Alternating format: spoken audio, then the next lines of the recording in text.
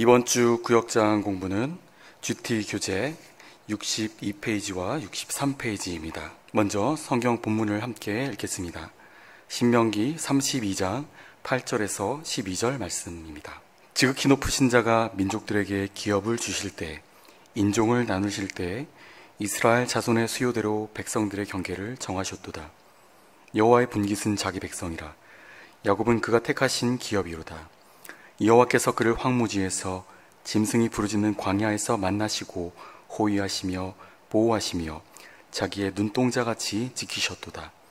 마치 독수리가 자기의 보금자리를 어지럽게 하며 자기의 새끼 위에 너풀거리며 그의 날개를 펴서 새끼를 받으며 그의 날개 위에 그를 엎는 것과 같이 여호와께서 홀로 그를 인도하셨고 그와 함께한 다른 신이 없었도다. 아멘. 본문은 모세가 광야에 있는 이스라엘 백성들에게 그들의 과거와 현재와 미래에 대해 하나님이 가지고 계신 계획과 행하시는 역사에 대해 예언하는 장면입니다. 과거 하나님은 셈, 함, 야벳의 후손들이 이룬 세상의 모든 민족들에게 거주할 기업을 정해주실 때 아직 존재도 하지 않던 아브라함을 한 민족의 조상으로 예정하시고 그들의 후손의 수요까지 염두에 두시고 경계를 정하셨습니다.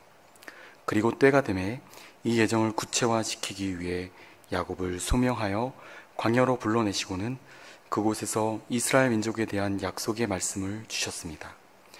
현재 하나님은 이집트 땅에서 안주하고 있던 이스라엘의 후손들을 끄집어내셔서 아무것도 없는 빈들에 서게 하셨습니다. 이것은 마치 독수리가 너풀거리는 날갯짓으로 새끼를 날개에 업고는 위로 날다가 아래로 툭 떨어뜨리는 일을 반복하므로 새끼 독수리를 공중의 제왕으로 만든 것과 마찬가지로 하나님께서 이스라엘을 당신의 계획을 이룰 자로 훈련시키기 위함입니다. 이를 위해 하나님은 이스라엘에게 율법을 주시고 그것을 실습케 하심으로 자신의 무능과 무지와 약함과 악함을 직시하게 하셨고 그럴수록 하나님의 전능과 전지와 인자하심과 성실하심을 깨달음으로 점점 하나님을 신뢰하고 순종할 수 있게 하셨습니다. 이것을 신학 용어로는 성화라고 합니다. 미래의 하나님은 이스라엘을 적과 꿀이 흐르는 가나안 복지를 차지하게 해주실 것입니다.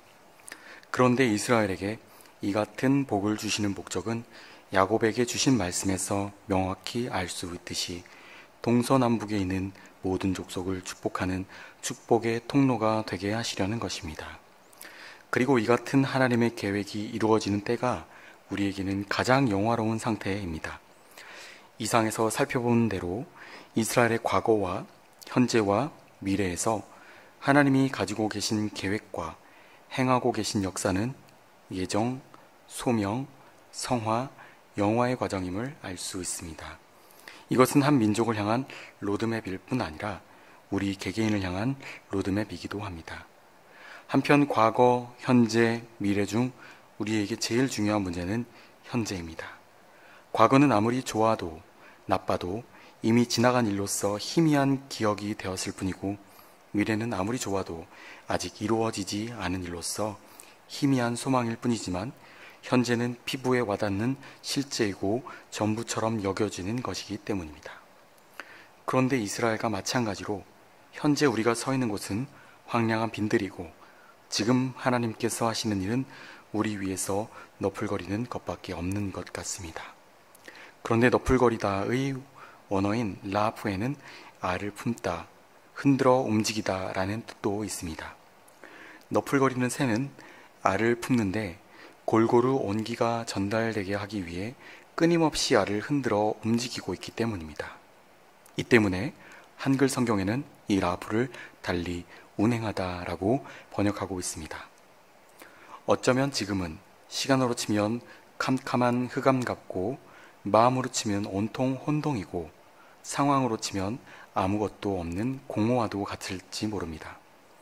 하지만 하나님의 영은 혼돈하고 공허하고 흑암이 깊은 현재에도 운행하고 계십니다. 그러므로 우리가 이 시간을 하나님을 신뢰함으로 견디기만 하면 마치 알에서 새가 부활하듯이 우리를 영화롭게 하시려는 그분의 찬란한 빛을 분명히 보게 될 것입니다. 아멘. 오늘 우리가 읽은 신명기 본문은 하나님께서 어떤 분이시며 그리고 또한 그의 백성들인 우리가 어떠한 존재인지 우리의 정체성에 대해서 말씀하고 있습니다. 9절 말씀은 이렇게 말씀합니다. 여호와의 분깃은 자기 백성이라 야곱은 그가 택하신 기업이로다. 하나님께서 야곱을 택하시고 그의 백성으로 삼으셨음을 우리에게 알게 합니다. 이 하나님의 택하심에 대해서 바울은 그가 저술한 신약 로마서 서신서를 통해 이렇게 말씀하고 있습니다. 로마서 1장 1절 말씀입니다. 예수 그리스도의 종 바울은 사도로 부르심을 받아 하나님의 복음을 위하여 택정함을 입었다라고 말씀합니다.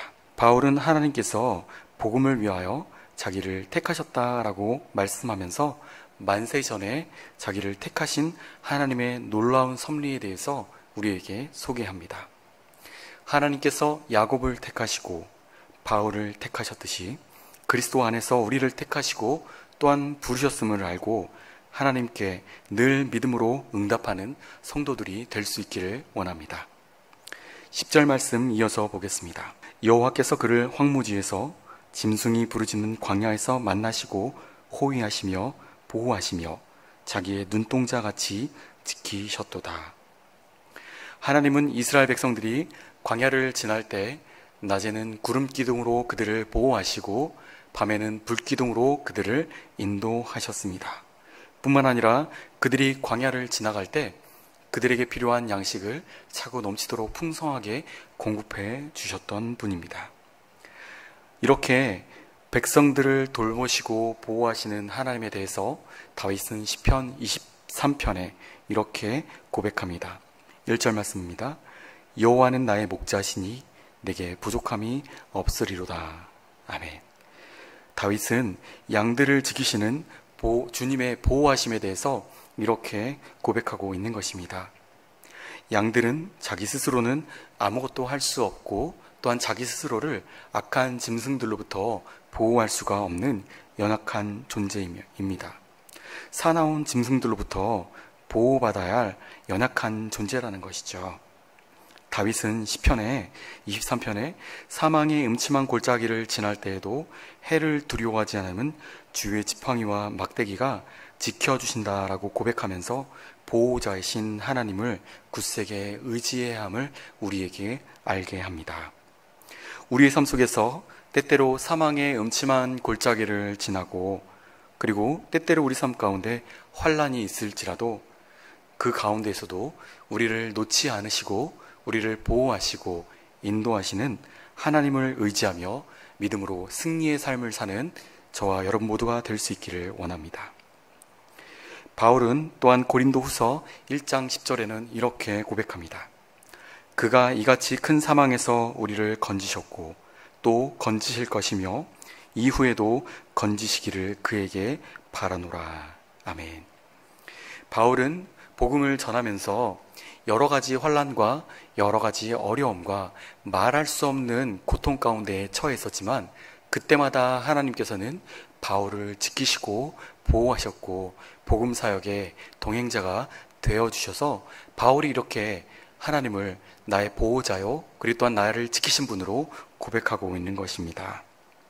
여러분, 이스라엘 백성들을 지키신 하나님, 다윗에게 선한 목자가 되어주셔서 다윗을 지키시고 보호하신 하나님, 그리고 바울을 환난에서 고통 가운데서 건지신 그 하나님께서 오늘도 우리와 함께 하시고 우리를 지키시고 우리를 건지시는 분이심을 믿음의 눈으로 발견하는 은혜가 저와 여러분 모두에게 있기를 원합니다.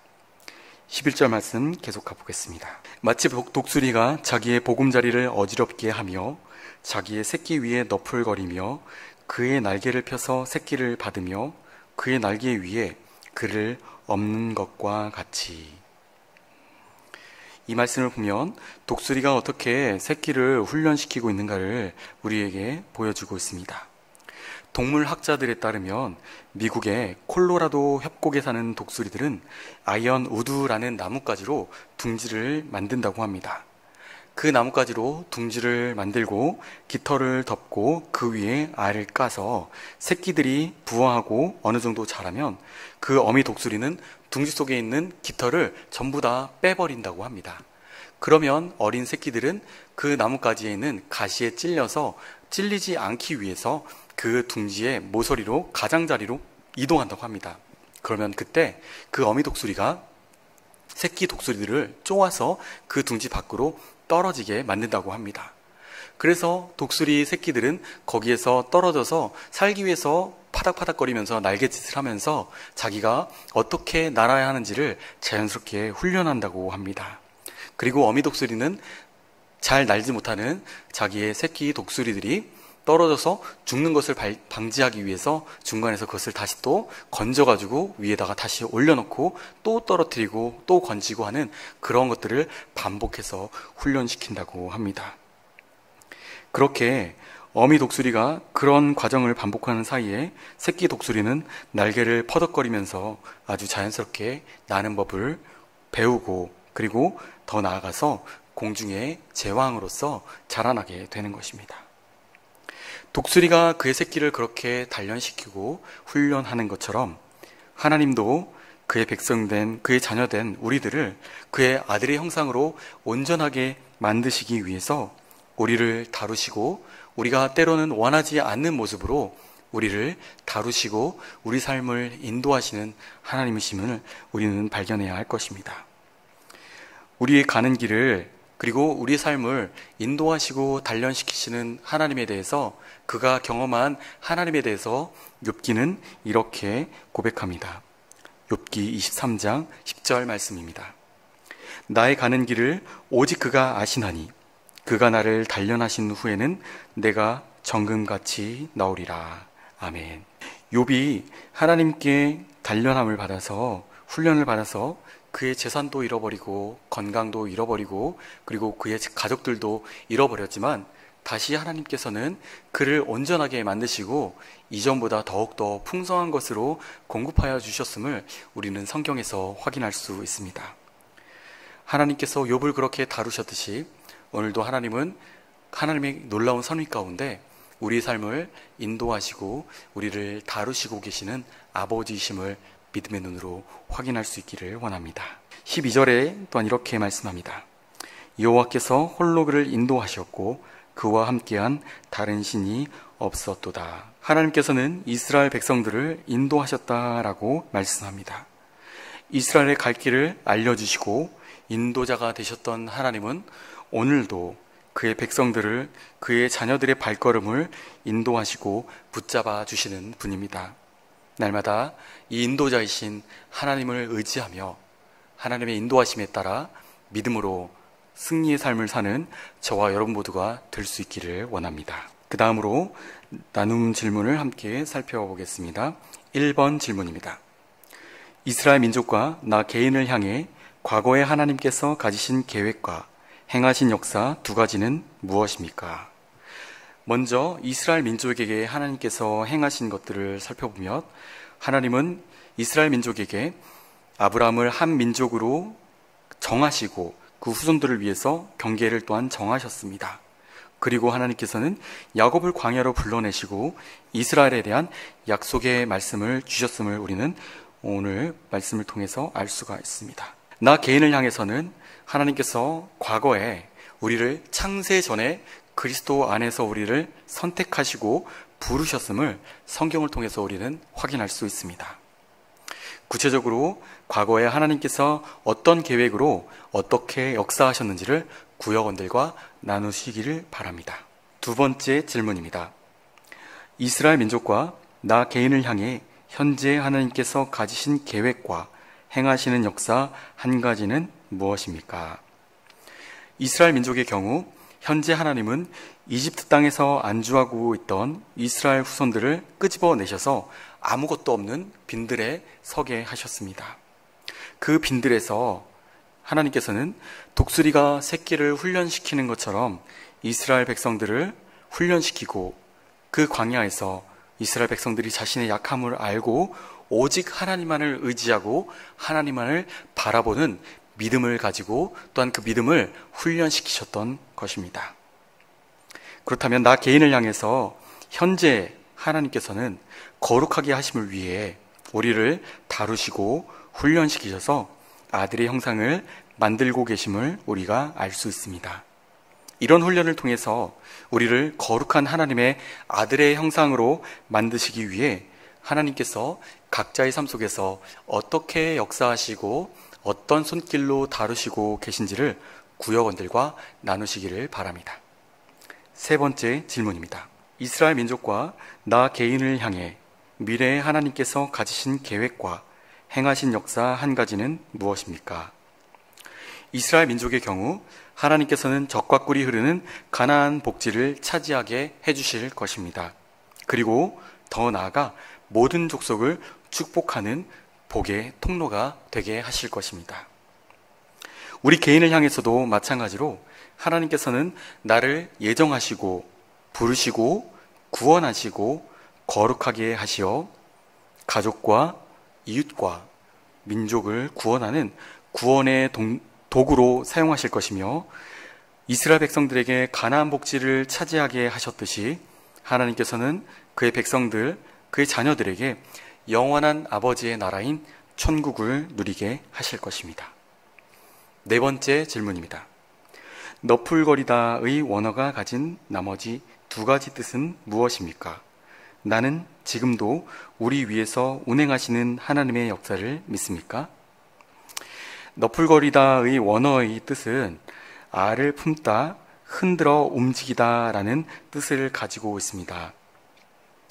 알을 품고 흔들어 움직이다 라는 것을 조금 더 자세히 말씀을 드리자면 어미새가 알을 낳고 그 알이 정상적으로 안에서 성장하고 자라나서 그 새끼가 부화할 때까지 어미새가 끊임없이 관심을 가지고 그리고 그것을 돌보고 그리고 부화하는 그 순간까지 계속해서 깊은 관심을 가지고 보호한다라는 것을 의미하는 것이죠.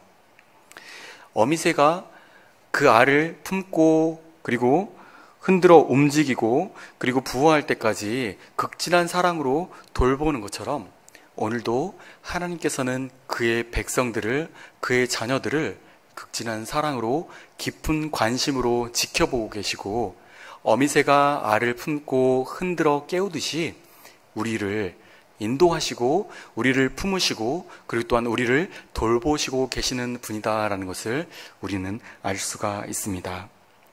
때때로 우리 삶 가운데 원하지 않는 어려움과 혼란과 낙심할 만한 그러한 환경 가운데 있더라도 하나님께서는 우리를 품고 계시고 우리를 인도하시고 우리를 지키시고 보호하시는 분심을 우리는 믿음으로 확인해야 할 것입니다. 날마다 우리를 이렇게 품에 안으시고 돌보시는 하나님을 의지함으로 승리의 삶을 사시는 저와 여러분 모두의 삶이 되기를 원합니다.